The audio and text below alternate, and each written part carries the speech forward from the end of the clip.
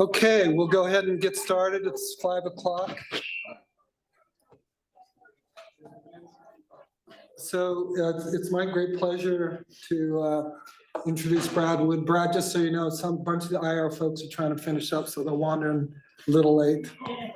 You know what the world of IR is like. So it gives me a great pleasure to introduce Brad Wood. He's a double who, went undergrad in medical school here. Brad is adjunct professor of biomedical engineering at the University of Maryland and chief of IR at the world's largest hospital dedicated to clinical research. He is the founding director of the NIH Center for Interventional Oncology. He leads a very diverse and multidisciplinary team that develops and translates devices, software, navigational approaches for cancer via public, private, academic partnerships to address unmet clinical needs. He has been NIH funded for multiple decades, commercialized many inventions, has more than 50 patents, more than 675 peer-reviewed publications, including New England Journal of Medicine, JAMA, Nature Medicine, and Science, with over 47,500 citations, and has an H-index of 112. He has developed many fusion-guided biopsy and ablation technology, many of which become standard of care for millions of prostate biopsies done every year. His team's first-in-human applications include radiofrequency ablation for kidney cancer, pheochromocytoma, and adrenal cancer as monotherapy. He's also developed electromagnetic tracking for fusion of ultrasound to CT, MR, and PET for biopsies and ablations. Ablations are embolizations with checkpoint inhibition for immunomodulation and hepatocellular carcinoma. He's also worked on MR transrectal ultrasound fusion biopsy for prostate cancer, imageable drug-eluting beads for transarterial chemoembolization, and smartphone augmented reality for interventional radiology procedures. In 2023, he received the RSNA Outstanding Research Award and was lauded by Matt Morrow as being the tip of the spear when it comes to innovative research in the field of interventional radiology. Brad, as I mentioned, got his BA from University of Virginia as an Echo Scholar. He was a varsity lacrosse player from 1984 to 1987. I only learned about that when some orthopedic resident, when I was early as a junior faculty, runs up to IR and goes, "Where's Dr. Wood giving his lecture?" And I said, "Why do you want to know?" He goes, "Well, I'm a lacrosse fan and Dr. Wood was a stud lacrosse player." So he actually played in the national championship between North Carolina and Virginia in 1986. Here he is, number 26, playing. It was very interesting. If you high riders. If you go back and listen to this, you know, the announcers are always talking about the matches and what are the advantages. And they said, well, I think Virginia has an advantage because their face-off person is Brad Wood. And I said, I got to go investigate this a little more. It turns out, in terms of face-off wins for the University of Virginia, he's number 5 in career face-off wins and percentage of winning face-offs. In fact, that lower picture on the bottom left was when there was 1 minute left in the match against UNC. Brad Wood was facing off.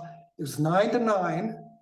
And then Brad won the face-off, and the announcers go, "That's why he's one of the better face-off." You know, he started talking about him.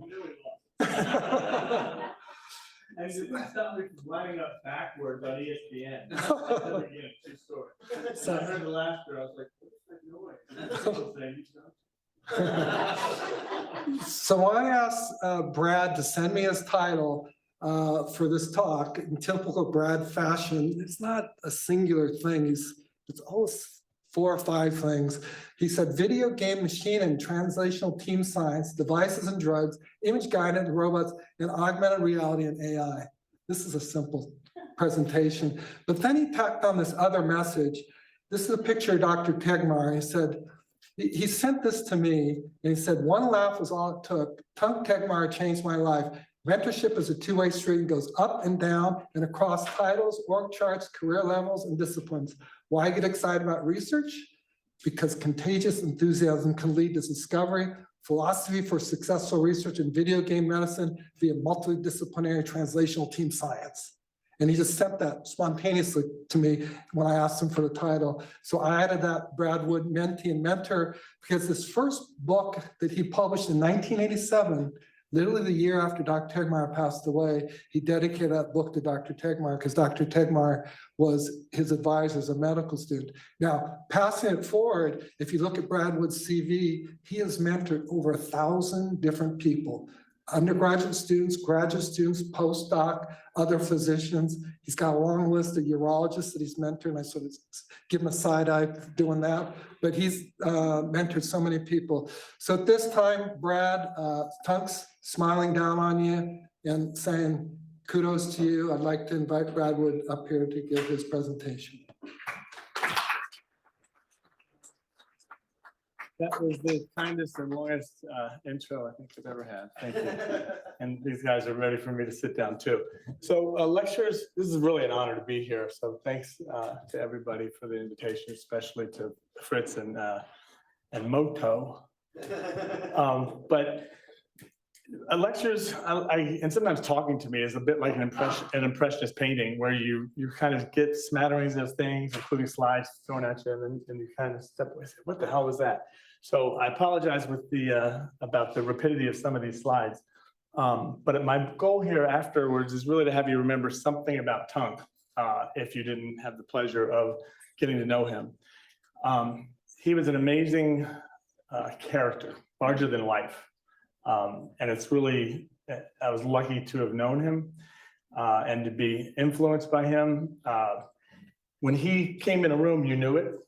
And I think one of the reasons that we were so close, even though I was just a student, was probably because a mutual appreciation of you either love me or you hate me. And Tunk lived that more than I do, I'm sure. I rephrase it, attention is good no matter what the flavor of it. But, you know, he grew up right here. He spent his whole career right here. We lost him early when he was younger than I am. And that was a tragedy, but he left. The bright silver lining is he left the legacy that you all have experienced here. And his fellows were his children. His family was his work. And he sort of thought of us and we benefited from it. I had time to reminisce about walking into his smoky office with low ceilings with that pipe in his mouth. And he had smoked it out for a while by the time you got there, and your eyes literally would be watering. And he'd have a big grin on his face, pipe in his mouth, lean back in his chair. Gary Hartwell would be throwing baskets with trash, with plumped up paper in the corner, his engineer who was by his side. And he would just have a big grin on his face. Now, fellows would walk in, having run films from across the new hospital, the old hospital. You know, people would run, the new hospital just got up when I got here. And they would run films across and he'd look at it for a second and he'd say, where the hell did you learn to do this? Who trained you? What are you? And he'd go off on them. And at first glance, I was like, who is this guy? But then I discovered they would walk out of the room and he'd say, that guy has the best damn hands I've ever seen. And he's a combination with his brains, he's amazing. So he had a special technique, we'll call it. So team science, one of the topics today. I've got a lot of people that and everything that Alan said about me, it's not me, none of that's me. I feel, you know, dishonest hearing that because I didn't do anything. Nobody does anything in science or medicine. It's all based on the shoulders of others before you, others after you, others by your side, shoulder to shoulder, arm in arm. And I'm proud of my disclosure slide because it sort of, you know, shows what I'm about, what I try to be. I try to live up to linking up with a lot of folks and appreciating the different roles each do. I should say that the views expressed today are my own and not those of the NIH or the US government. Take that as you may. So team science, multidisciplinary. It's an amazing thing to breathe and live and do. And when you have a moment to think about, get outside of your tunnel vision training pathways, which we all get in when we get to be adults, shed the adult blinders, shed the politics, shed the the same Kool-Aid and journals and meetings you go to, and try to think outside the box. You are who you hang out with. I've had the pleasure of hanging out with an amazing team. Actually, Natasha's on this slide there, somewhere in the middle. And I'm the face, I take the credit sometimes. They're the heart and the hands of the operation. So on to Tunk. We'll do a little bit of philosophy, mentorship, and then we'll talk very briefly, and again, a smattering of slides on some of the video game medicine that Tunk sort of directed me to. So he's a man, a legend, and he was taken far too early. And he had such a huge influence on my life that it's such an honor to be back thinking of him, doing an honor for him. And those of you that knew him, he was very special. So what would Tunk do or think? Well, I think, like me or hate me, if you hate me, I'm in your heart. I'm in your mind. If you like me, I'm in your heart. And I think Maya Angelou's phrase here is what I think about, not what he would have said, but he left you at the end of the day. You look back, you might say, well, he was a little hard on me. That was tough. He wasn't afraid to tell you the truth in a tough way, if that's what you needed. But I think he did that in a loving way. And this in the lower left was the dedication in this first book that came out right after we lost him.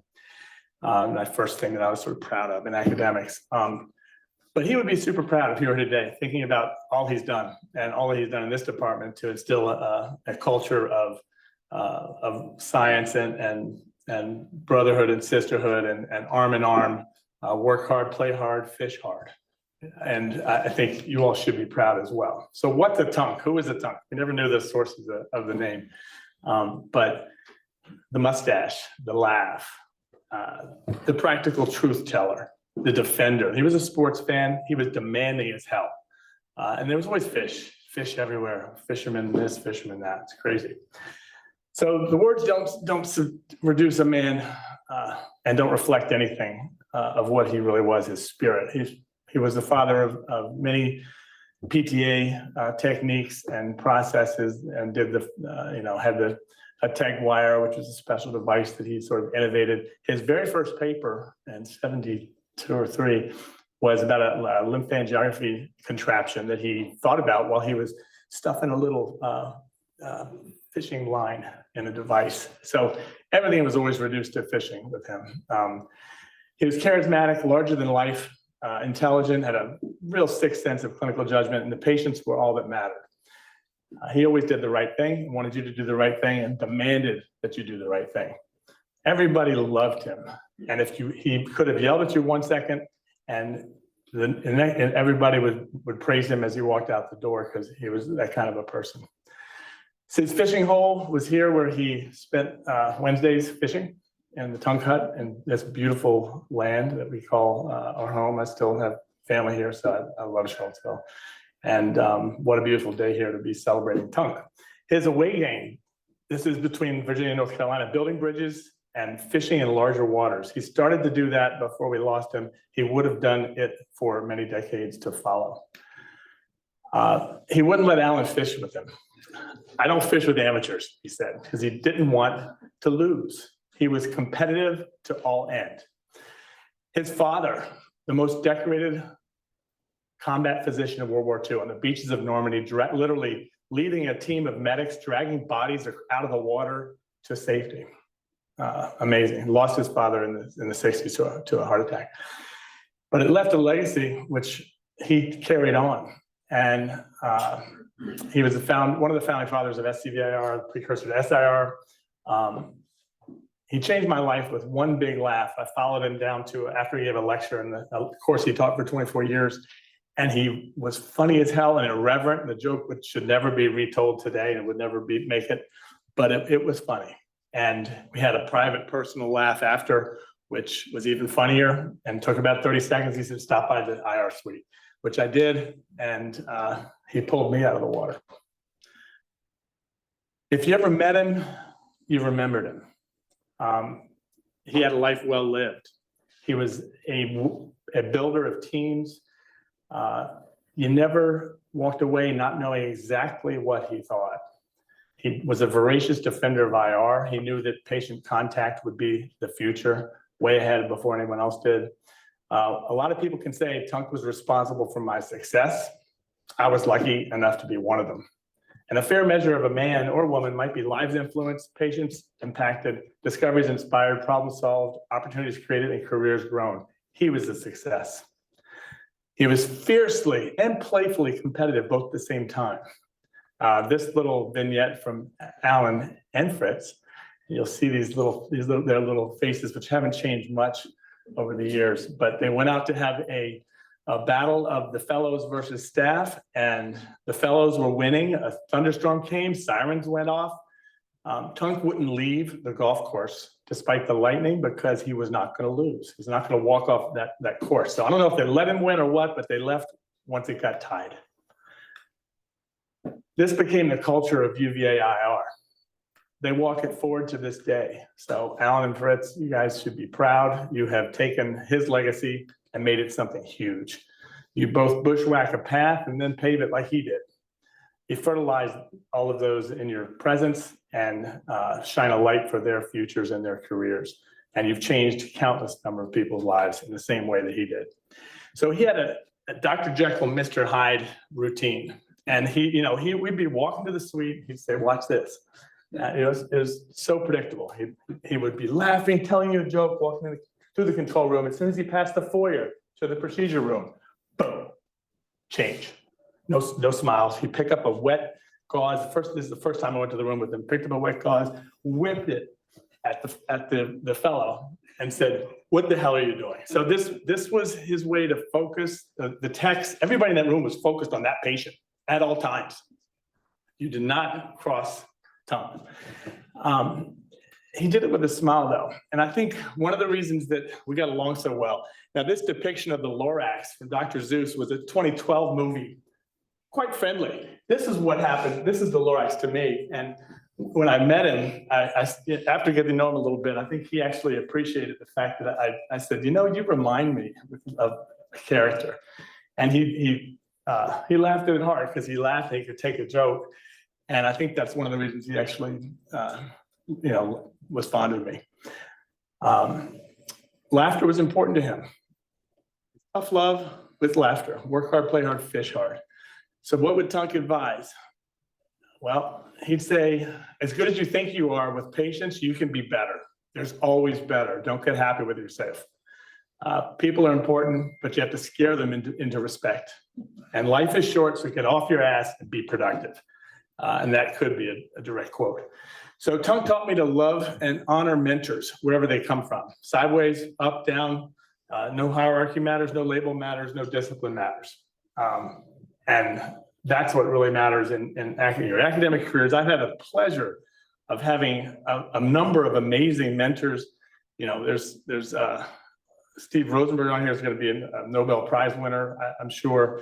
There's, RSNA presidents and all kinds of National Academy people from the scientific point of view. George Beller was a wonderful family friend, head of cardiology here, still emeritus professor. And his wife, Emily Kirk, was one of my mom's best friends, who was a lovely lady and also made it to the slide out of for being here. But, you are who you hang out with, honestly. Neil Cassell, a shout out. Runs the Focused Ultrasound Foundation. And Neil was my very first mentor in high school when my buddy was dating someone who knew John Jane's daughter, whatever. Neil called up and said, "I know you don't know me. What are you doing this summer?" And so I went and worked with him and been friends ever since. Once you're a mentor, you're a lifelong mentor. My first team mentors here, I'm truly blessed. Mentors open doors. They give you a vision of yourself that you may not have yourself, but they have that vision of you. You have to be able to look around and find out where they are, find out what pieces of them can be empowering and what they believe in, and follow the laughter and the good vibes. If you do that, you'll be set. Family, important. I wrote my personal statement about my sister, Peggy, who we lost about a year back, and had cerebral palsy. It was why I went into medicine. So personal statement, I better write about that. I did. I wrote a very emotional piece, took it to Tunk proudly, I said, what do you think? And he said, go back to the drawing board. I love you. I know this is important to you. I know you're speaking from the heart. This ain't gonna work. So, the toughness of being able to tell you that. I did, and I left a lot of it in there, the part of it, but he helped me work through it. And when it came time to go into residency, he picked up the phone. He said, where do you want to go? Where do you want to be? Who do you want to be with? And now I do that as well. So he passed it forward. He moved it forward. And I count myself lucky as hell to have known him. And so let's wind the clock ahead. Imaging, been used for a decade in medicine. We use the same tools. This CT scan about 1972, before Tunk even started as practicing here in Virginia. Big 12-centimeter hepatoma here.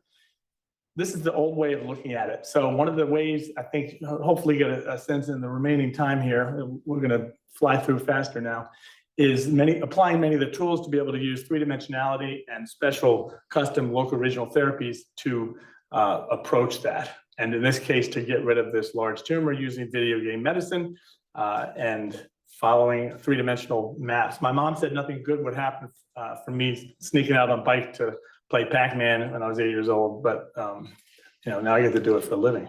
Cool. So that patient who had that huge tumor and didn't have any other options at the time, because there was no effective chemos either, made it to his 50th anniversary 7 years later and invited me to it. His wife, he passed away from cardiovascular disease 10 years later, but his wife still comes around frequently, and we're still buds. And that's what it's all about. So don't forget about why you went into medicine or science, and don't lose track of that along your journey, because it's very easy to lose track as you move forward. Don't wait to define a team. They're everywhere around you. Look, define them, grab them, go shoulder to shoulder. Multidisciplinary is always best. There's no I in team. And anytime that's why I love Alan's intro, I appreciate it, but it's so much I. And if I say I did this, I did that ever in a lecture, shoot me. If you feign, even if it's feigned modesty, if you're modest with what you do, it'll attract people, it'll open doors, and you'll stand out. So think about why you're here, whatever stage of your career. What do I want to define? Why do I want to be this way? What am I passionate about? What really matters to me? Ask yourself about academics. What role do I want to play? How can I do it in these challenging times, especially if I'm trying to have a work-life harmony? So what is academic research to you? How do drugs, devices, and imaging mix together in multidisciplinarity? I think we won't have time to go into a lot of these again. I'll fly through slides, but the philosophy in general, there's certain recipes that you can think about at the end of the day, and think about ways to respect your past and who you are, and live every day as it was your last. Because it's short, you got to make the most of it, and you are who you hang out with. Find a way to contribute and find a way to enjoy it. If something speaks to you and you're having fun doing it, that's what you should be doing.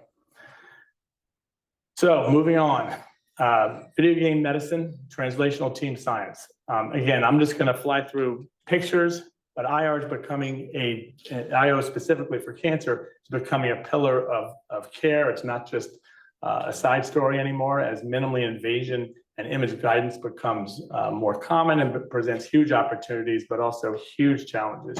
If you have fun with what you're doing, you're going to be successful.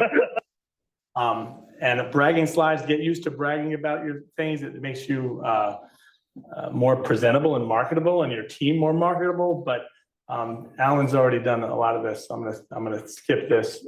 It's all the different things that our team has done, and the things that I think you have to get used to, that get out of your shy zone in order to succeed in academics.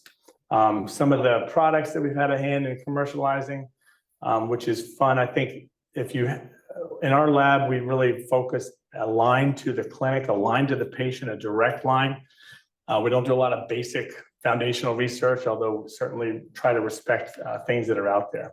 Our preclinical lab and translational suite is across the hall from our clinic, And it's a circle. It's not a bench to bedside single line. It's not linear. It is a iterative cycle. It's a circle. We go back and forth with ideas, devices, imaging every day.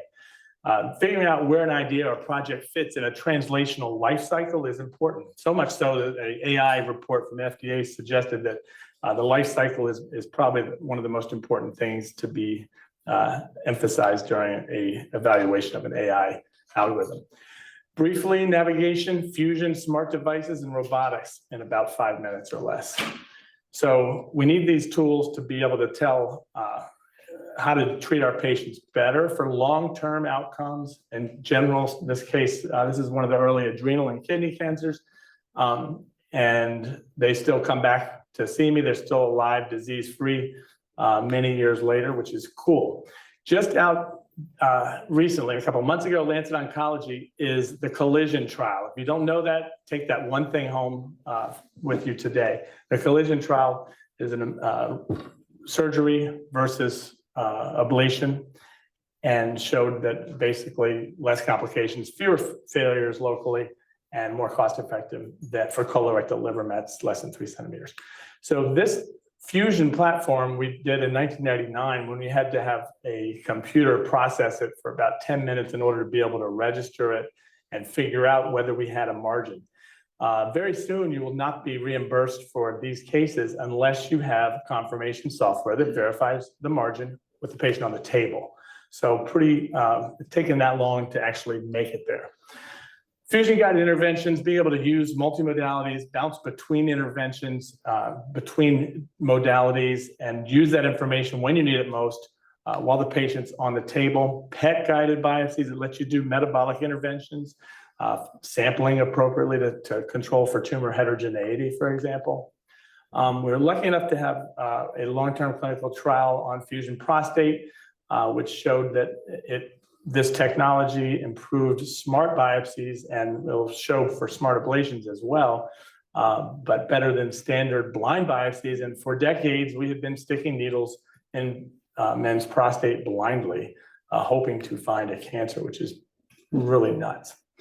We then had a nice follow-up paper also in a major journal on upgrading and what that looks like and how it can be used practically. So I think we need to do a better job of finding a result and following it through to the verification trial or the reason that it fits into the standard platform rather than just going for a big hit and walking away from it. Fire activity. That's some alert on my thing.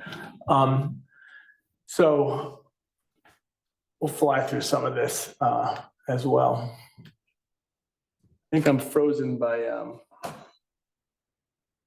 emergency alert fire police activity. McCormick Road, okay. Back to you. So prostate cancer, we've kind of taken as a poster child for different use of imaging. AI can diagnose better than humans, as we see here. You can get the needles and the ultrasound out of the rectum and do it better, less invasion, have patients actually do the procedure when it's indicated instead of avoiding the office. All kinds of devices to grow imaging into other specialties. So you can have a smart device in some other specialty, and it may make sense cost-effective wise and meet a clinical need. And there's all kinds of possibilities here. This is molecular optical imaging with EM tracking to better do biopsies, so you can tell where you are with the needle optically, non-invasively, without a cytopathologist next to you. So where are we going with the robots and with some of these navigation tools? It's going to be better. It's going to be automated. Automation and standardization are key to our discipline. They let us do it like a rad-onc instead of like we've done it over the years as a bunch of individual surgeon types. And the one that is more uniform and standardized and automated will definitely win, and it's better care for our patients. This stuff's not new. Referencing frames have been around for over 100 years. We've been applying them for decades to patients in IR. So this 20-year-old review article had a lot of the tools that we're using right now, but it was sort of thought of out there then. These tools plan, implement, adjust, and verify, all based on three-dimensional multimodality imaging. When you do this, the trainees can do it as well as the experts. It's not see one, do one. It's just do one because it's so easy, and this is better for our patients. That's proven fact that you do use any of these technologies just about, and you will have better outcomes. First needle is the easy part. The next 5 may be challenging, but it turns what used to be a local treatment into a more regional needle-based or catheter-based with certain tear lobectomy, essentially, and being able to predict precisely what's going to happen before you actually deliver, in this case, cryotherapy, to see your margin is critical. Being able to do that in a way that optimizes pathways, being able to pick the right pathway to do that is where mathematics, computer science, and AI have a role. Looking at pointing a needle towards a target with EM tracking and seeing the target and where you're going to auto-populate iteratively the next smarter placement of the next needle. Complex lesions need complex geometries, better with a computer, no matter how good your spatial hand-eye coordination. Robots with plans, interfacing those robots and automation with that surgical plan. It has better outcomes, proven, definitely better. How do we justify it? Different story. Business models, different story. Patient-mounted CT robots, using that 3D information that we know so well.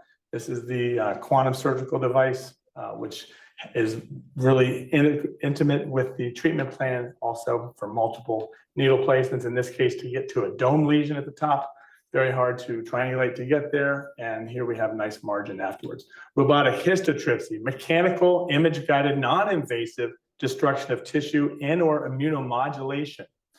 Cool stuff. A lot of Rich Price and Natasha Shibani in the audience and old friends. This is cool stuff that UVA has done pioneering work in many ways with HIFU, anything acoustic and drug delivery.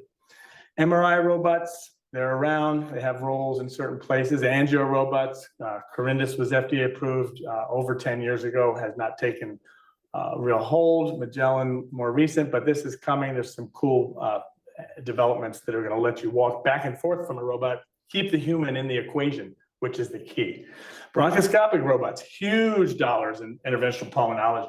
Big companies, J&J, Intuitive, a couple of them, but big money and maybe may not be justified. This patient, direct you to the bottom here. This case was done with the pulmonologist who didn't get the needle quite in the target. And we walked in with a Oscar or Destino sheath that's steerable and got in there in all of about 15 seconds. And he had spent a long time trying to get there before. So there is some outside the box applications of some of the technology and some of the navigation tools. Definitely a lot of benefits, proven benefits that translate into better care for your patients. Deformable registration, minimum ablation margins, things that would need to happen in order to get reimbursed, and definitely better than just doing it freehand or thinking that you're good in terms of getting tumors in areas that have not been treated. The margin dictates the outcome, and that's well known and well proven. There's some companies using AI tools where you actually factor in the echoes from ultrasound into the equation, into the software to try to improve that. CT-based navigation, this from Siemens, My Ablation Guide, figuring out how to do it with CT, the same sort of a platform. All right, briefly, drug device and images. And I'm just going to touch on immunotherapy and ablation and imageable vectors. Picking the right model is key. Luke Wilkins has done an amazing job of pioneering the woodchuck hepatoma as well, which is on the bottom, and figuring out which model fits which question is critical. Rad path correlation can be done with 3D printed patient-specific molds that exquisitely match the tissue to the image, which is empowering. That sort of lets you build an atlas and lets you figure out things on the fly in an animal model that you might not otherwise have access to temporally and spatially, which are critical to solving some of these questions. So case 25 years ago, I had a patient, kidney cancer, treated one lesion, the other lesion shrunk. I said, wow, this is cool. It's now sort of being marketed as a side effect of some of what we do. But figuring out, that was before checkpoint inhibitors, figuring out exactly when and how and where, again, that's something that the focused ultrasound group here from Neil and Natasha and Rich have been investigating for many years. We went back to the lab and looked and did a doctor transfer and proved some tumor-specific immune responses with ablation. So this shows that the ablation can accentuate antigen deposition. We later on combined it with other immunotherapies here, a vaccine. But looking at which tool, there's a whole, there's multiple careers and multiple questions in here, but there probably will be a therapy that's better than the others in terms of what it does. And getting outside your skin of an IR alone, we don't want to be technicians that just stick needles and catheters. We want to figure out what we're doing. And you boil it down to this, really. Antigen presentation, T-cell priming and trafficking, and avoiding immune tolerance, as well as development of tertiary lymphoid structures, little sort of lymph nodes that have germinal matrices and are in the nearby tissue, but not big enough to be a node. All those are potentiated by certain IR treatments. And getting to learn the other terminology here, a bit of a more challenged, but M1, M2 macrophage ratios, are important. Tregs, regulatory T cells, and thinking about all kinds of other cells associated having to do with the immunology of it is important to try to figure it out.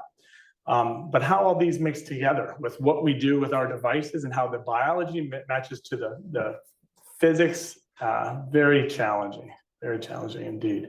So trying to figure out that and combine with the temporospatial issues of the immune compartments, even more complicated. And Chen and Melman's immunity cycle, now you have a real problem on our hands. How are we going to figure out what to do and what to do better? Well, I met Tim Gretton, who's a medical oncologist who had some of the same questions about the same time in the late 2000s. And we designed a clinical trial that looked at checkpoints, which had just been experimental at the time.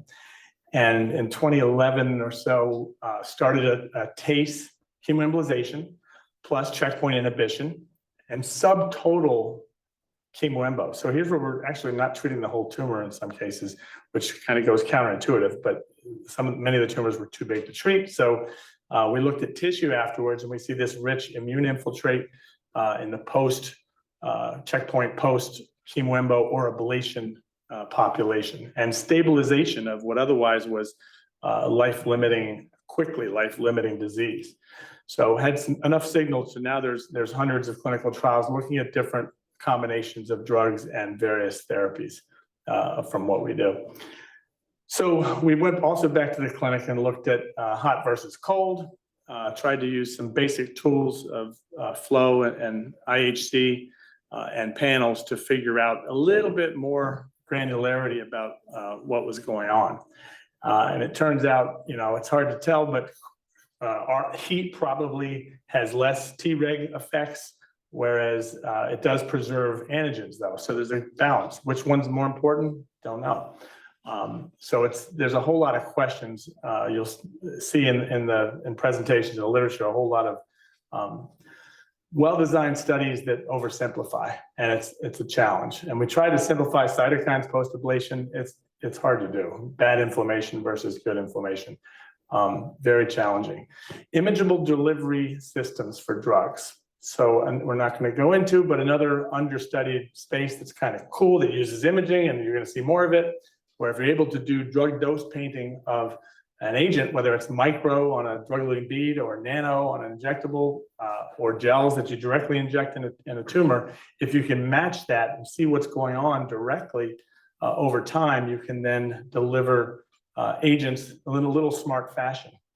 In this case, the beads are imageable, doped in with iodine, and this got into clinic almost a decade back, been underused in clinic, but what it did outside the clinic was tell us that in this one animal, that the bead size we were using at the time, 100 to 300 was standard at the time, was the wrong bead size. So with this one animal, overnight almost, they changed the filtration of the beads and started marketing the smaller bead, because you can clearly see with one animal, same, opposite kidneys, that the smaller beads have more penetration. And if you're diluting drugs from that, you're going to do better. Different study, slow injection, fast injection, off target. So you end up getting a lot of off target delivery. It's not what you want. Only way to see this is with an imageable agent, where you see where it's going. You can do imageable drug dosimetry.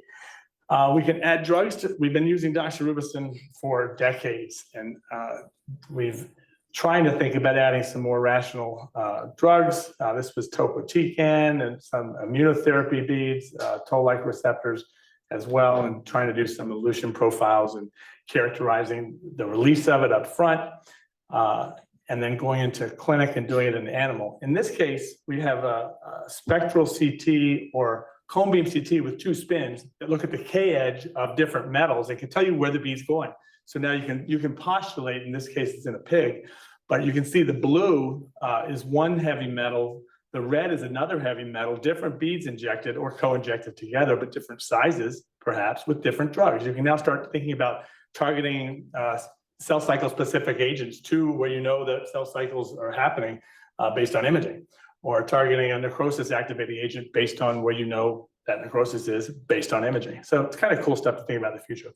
Old work, HIFU plus heat-sensitive nanoparticle that delivered preclinically 50 times the drug when you apply heat plus focused ultrasound plus a heat-sensitive drug plus opening up the endothelial junctions with the HIFU itself, you get 50 times the drug compared to free drug injected in non-tumor. A lot of things built into that and a lot of different mechanisms, not as good as it sounds, but something that is kind of cool. And this is, again, old work, but looking at real time, seeing this deployment of imageable agents in a drug paintbrush where we're applying HIFU, measuring the temperature of the tissue in colors, and then seeing the gadolinium in this case and the doxorubicin co-deployed in that rabbit VX tumor, in this case, VX2.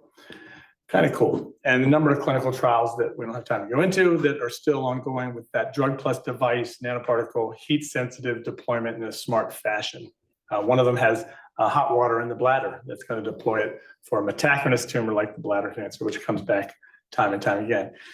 And in closing, treatment planning, augmented reality, and AI in IR, and computers in medicine. The good, the bad, the ugly is what we kind of showed you get sometimes with microwave, in this case, pig liver. Doesn't always come out like you plan. So treatment planning has to be patient specific, has to be modified somewhat. If we had had this treatment, this wouldn't have happened, where despite hydrodissection, there was a burn superficially in muscle causing pain.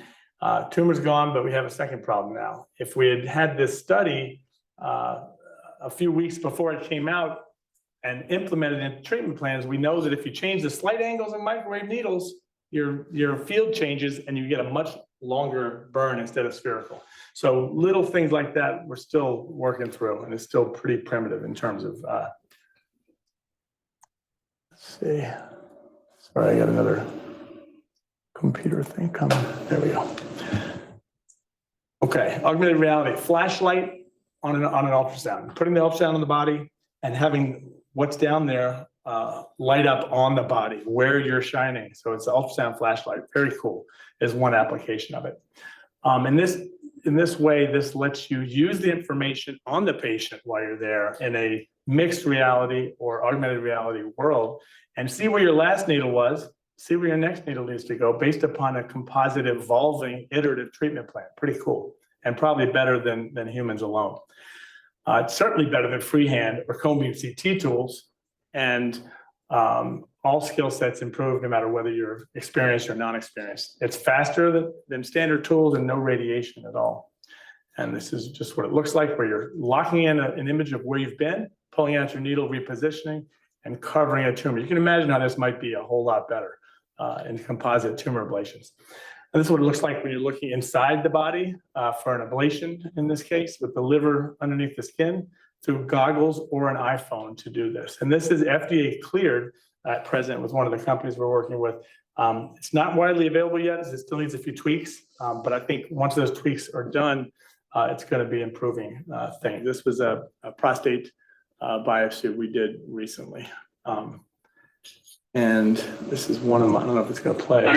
We go home now. Can we go home now? Sure. Unless the glasses can perform miracles, don't pay more than you have to. So there's, unless the glasses can perform miracles, you got to be careful. And marketing is important for a lot of these things. They sound sexy and you end up boiling it down. You got to make sure it's of benefit, which is, I think, important before you get things out there. Closing on AI briefly, and we don't have time to go into a lot of this. Suffice to say that IR is exquisitely positioned. No other field has the imaging skills, the clinical patient skills, clinical care skills, the high-tech engineering, computer science, digital science, data science, and all the data in front of you in a Cartesian coordinate DICOM anonymizable way, along with electronic health records and the advent of large language models and generative models. So easier said than done, but we do have an opportunity, I think, in small ways to bite off very unimodal tasks. And almost every of the 1,000 AI algorithms that are approved now are unimodal. They ask a simple question and try to solve it, and it's very narrow and it doesn't always generalize and not usable and needs to be modified with continuous learning. But it's pretty cool when you boil it down and apply that tool to the right problem. So again, a lot of promise. And this slide actually was before the last few months, but leave it for what it is. But the growth rate for this space is amazing. It's hard to even know what it means, but what can I do for my patients? Other fields are moving quite quickly. It saves time from stroke to IR. It can pick up more skin cancers and more colonoscopy polyps and more breast cancers. There's a whole lot of things coming in terms of how proteins and drug development is a huge space. You don't have to model it out anymore. You let the AI run a million different iterations of what it thinks might make sense. Getting this to be accurate and reproducible, a whole nother pot of worms. And it's not coming quickly, so you got to be pretty reasonable in your expectations. Transformer architecture is one of the latest excitements. Jeffrey Hinton won the Nobel Prize, but was wrong that he's the one who said radiologists will be extinct before now from AI. So we're not being extinct, we're just changing a little bit. And in IR, I think the time is ahead of us. Certainly GI and diagnostic IR has been the biggest adopters, but we need to keep moving. The AI is already here. Quick examples in the detectors for image improvement. Metal artifact reduction, easy. PERT, pulmonary embolism response team from AI Doc, pretty cool, pretty quick, gets things done, moves the team along, and auto diagnosis. Detection of bleeding, not sure we need that one yet, but it can do it. Auto detection arteries, we're already doing. Auto detection anatomy, picking pathways, already doing. It needs to be done in a lot of generalizable fashion, but picking it, and this might not save you a lot of time, but the principle's cool because it explains how you can get rid of the human decision-making and make it more uniform and standardized. This from colleague Ron Summers at NIH had shows exquisitely, bless you, how the small vessels pop out when you apply an AI model. So you can not only pick up things that the doctor may not see in real time, you can automatically label it and use it to train a new model. So this is an AI-assisted pulsed electrical field ablation right near the hepatic hilum, which that technology may spare, like IRE may spare bile ducts. Board's question. Even though it's not proven, you'll still get asked it. Auto segmentation, one of those unimodal tasks that can help us do what we do. Circling tumors, circling livers, circling ablation zones, and matching them all together to figure out what you've done. And this is a case of that, looking at MR and CT together. MR certainly better defines this margin. Mix in ultrasound for real-time placement. And you see there's tissue that has not been treated, so you know where to go back and where to go to next. So this sort of an approach, AI-empowered segmentation, improves outcomes, proven just this month in Lancet GI and hepatology. This model is better. You can do things like bring in contrast with generative cycle GANs or generative adversarial networks where you're having a ultrasound bring out contrast because it thinks what it should look like based on things we don't know about, or making a contrast enhanced CT from a non-con CT, for example. Ablation planning, a long way to go with AI, but it will come. Getting rid of EM field generators and hardware using AI image-based tools. That's already been proven as by colleagues at RPI that we work with. Prescriptive analytics, deciding, are we gonna, what devices do we need? What angle do we need to image from? Do we have to poke here? Do we twist? What are we doing manually? You know, deciding these things is gonna be, it's gonna suggest in the future the sequence of needles and where to place them and how to do it better. The pathway planning is gonna be better. In the prostate, not only can you pick out a target much better than the heterogeneous interpretations you're gonna get from physicians, but you can actually run it through an AI model and a platform, figure out not only what you missed from a diagnostic point of view, but what needs to be ablated, where the real ablation margin is that you're never going to see with your eye. And this has been proven over rad path correlation as being, you know, helping us do what we do. So what is a unimodal, simple task, but that's a good thing that AI can do early on, rather than waiting for a lot of the longer term things. So margin confirmation, we've talked about virtual perfusion, an old tool where you click on along a vessel in any spot and see what's, if you delivered at that spot, either Y90 or chemoembo, what are you going to be delivering to? And you can virtually pick that out before you actually do it and predict, in this case, Y90, what you're going to get. So AI helping out where to predict that next location is also coming, predicting clinical outcomes at the same time while the patient's on the table. Critical AI tumor boards coming, making it standardized instead of us just saying, yeah, let's do this or that after and talk a little amongst yourselves. You know, it's better to have the multidisciplinary tumor board, but one that's assisted by data in a big way is key. IRGPT, either with ambient learning where we listen in and then train you to what you should be thinking or what the expert might be doing in a specific situation, or linking up to real data, either the electronic health record for the patient or to PubMed itself into figuring out what's available in this situation. What should I be thinking about? What's possible? You know, there's all kinds of complexities that we do as physicians, and in IR all the time. Endpoints, am I done yet? I mean, you know, that's a key one that we just don't have a good handle on. And it's very subjective. It needs to be standardized and automated, which can happen.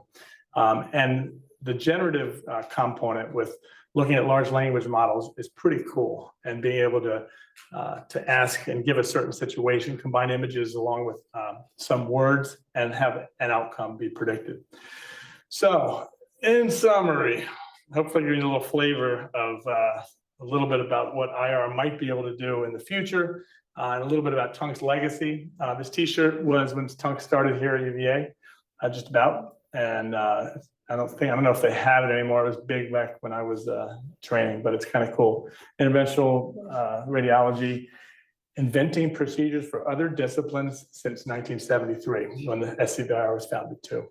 And we should be proud of that. It's okay, people take your turf. Tunk would be mad at me right now. He'd say, you gotta defend it. And okay, we need that too. But we really ought to be thinking about what's best for the patient, what's most cost effective, what's gonna get there and solve a clinical problem that someone else is not solving. And that's true in all kinds of disciplines out there with procedural medicine.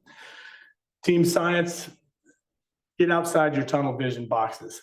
You know, this is all you're hearing from me is from one little corner. Go to read another journal, go to online webinars, go elsewhere to learn about another way to look at this, about any of the problems we have. Think about team, think about your role on that team. Do one thing every day that scares you, Eleanor Roosevelt said. It's great advice, really great advice. And like I promised, I wanted to end with thanking the people that make me look successful and look smart. I'm just a run-of-the-mill guy. I just happen to know that I am who I hang out with, and I hang out with cool people and smart people and people that I vibe with and that I rub off on. And at the end of the day, positivity, what does it do? It turns into more positivity. So people ask me a number of times, what's going on, you know, with the news and what's going on in the world. And my answer, you know, I may not share all that I'm thinking for all kinds of reasons. But my answer is positivity. Uncertainty is important. Uncertainty is good to be comfortable with. Whatever it happens is a good thing if it brings new things that I can think about how to interface with. And so this is a great time to be in IR. It's a great time to be training in IR. This is a great time to be at this place, thanks to Tunk. And thanks for the invitation. It's really awesome to be here. So cheers.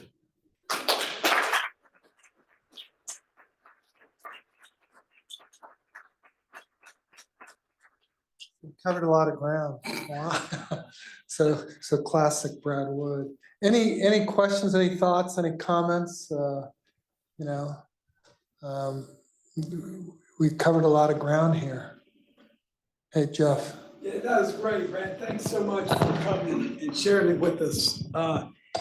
You covered a lot of different fields, a lot of different technologies, and I think technology is exploding. And a lot of what you presented was,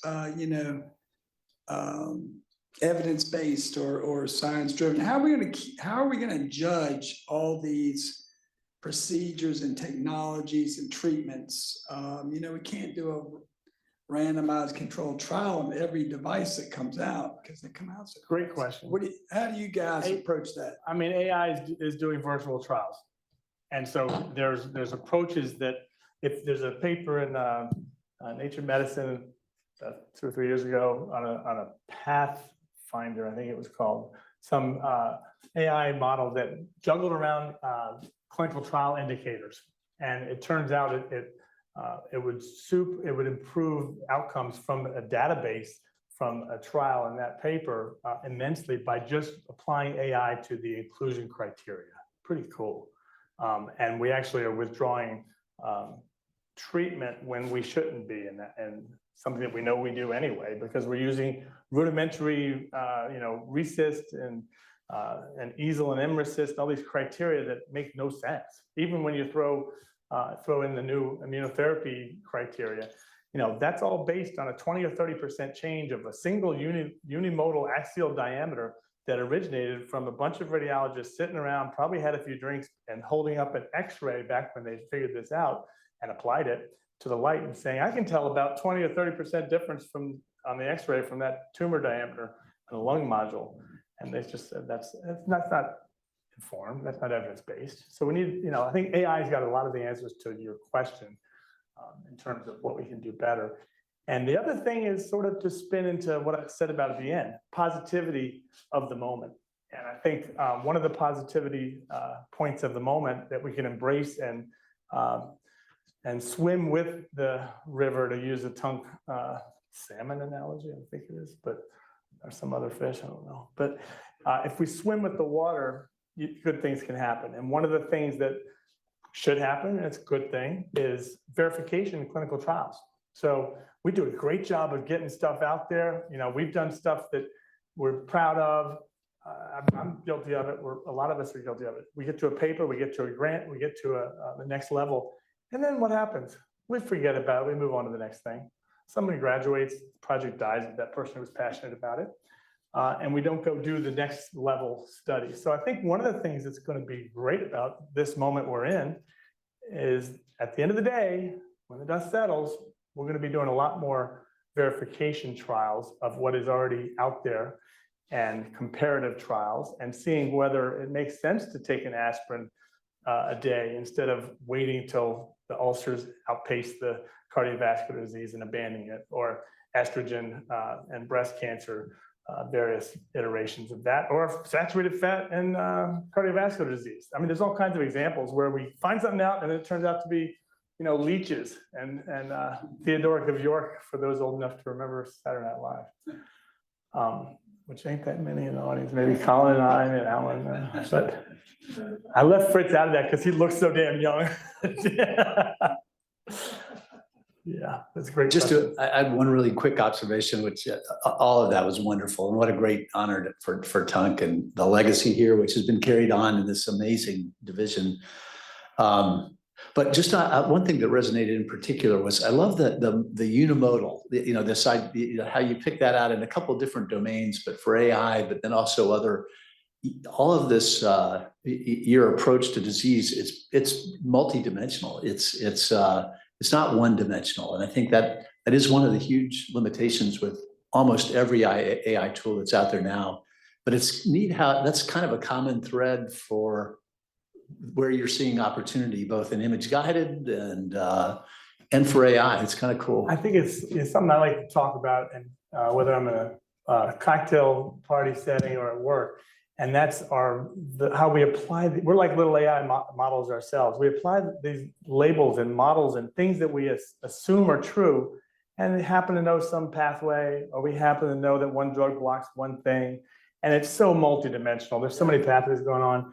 Take in cancer research alone, look at what we have learned, and this is something I'm passionate about too. We look at tissue and assume that tumor is the same as that little spot of tissue that comes out, or wet biopsies, a little piece of DNA or other RNA that's circulating around the bodies. And we assume that that's true for the whole tumor at every moment in time for eternity for that patient. And that's just nuts. Maybe it's not every time, but there's going to be times where the temporal issues and the spatial heterogeneity and the breakthrough mechanisms are knowable. And my brain can't handle it. Most brains can't handle it and shouldn't, because they're human. But that's the cool part about AI. That's where we're going to start seeing a little bit of truth come out if people don't get too frustrated with the failures, because there'll be a lot of them too. And we got to take that's where 1,000 of these AI algorithms have been approved that are almost all, if not all, unimodal. They're simple little stupid tasks instead of taking tasks. So we got a long way to go. What a cool time to be in this space. Yes, Dr. Stone. Great talk. Thanks for going through that. I had a question really more from kind of an educational perspective as we think towards how AI is going to take on a greater and greater role in radiology and IR and so forth. And, you can't go anywhere without hearing artificial intelligence, machine learning, and some of these other terms. But I think for a lot of people, it represents kind of a black box. And it represents something that's sort of more of a monolith idea that, well, if I have this problem, if I have this issue, all I need to do is basically throw AI on it, and AI is going to figure it out, and it's going to solve it for me. And the reality is that AI hallucinates, and there are a million different ways that you can do AI. And so as we sort of have this convergence going forward with education, how do we ensure that clinicians and practitioners actually have the knowledge base to be able to discern what AI can handle, what it can't handle, and then be able to actually vet what comes on the other side to be able to have confidence in what it's producing? Yeah, great question. Don't have any good answer for it, but it reminds me of the Gnostic Gospels, which is the Sufis' interpretation of biblical events. And why I say that? Because we, as humans, try to simplify things. And when in a nutshell, somebody was trying to figure out whether resurrection should be interpreted as a literal thing or a symbolic thing. And at some point they said, the people can understand it better. Maybe the Roman times, they said, we're going to consolidate things around the idea that there was a real resurrection. And so there were a bunch of other interpretations of the Bible's underlying story that all were set aside and burned, and refer you to Pagel, I think is the author for Gnostic Gospels. Cool, that I'm only know about because of my father, who I didn't read the book. He lectured me about it. But it's the human's desire to simplify, and so that's, to answer your question, that's sort of why we say, oh, AI, it'll fix everything. It's our our religion. AI will do it. AI's not going to do it. It needs us involved. You got to pick the right questions. So, but yeah, great question. And the other thing on education, how many people in your IR section can palpate and get into an artery from palpation without ultrasound. Shouldn't be done because it's better with ultrasound. Not saying you should, but you lose those skill sets quickly. And if you need them in the field, in the battlefield or wherever, you know, you have so yeah, we got to kind of keep up with the tools. And one thing we don't do well also is have the tools and the simulation catch up with things, skill sets that are gone and need to be replaced by simulation. We should be making mistakes in that environment rather than on our patients, which we still do. Well, it's a Sorry, we went little over. after 6 o'clock. Gotta let people get on to the next session, but Brad, it's been great having you here as the 16th Tegtmeyer lecturer. Thanks, man. He really is smiling down on you, buddy, and a little stuff for you to take Oh, home appreciate it. while you're opening that. And I just want to thank Kynell, who arranged and set this all up for all of us. So Kynell, thanks so much. Yeah, thank you very much. Is it open? I'll do what I do at Christmas every year. Go back to your childhood. Oh, that's awesome. Thank you. The rotunda and a plaque. Picture of Haley's son Awesome. over the rotunda. Thank you. Jefferson designed it so you can sit in one corner of the room and hear someone whispering in the other corner. Very cool. Awesome. Thank you so much.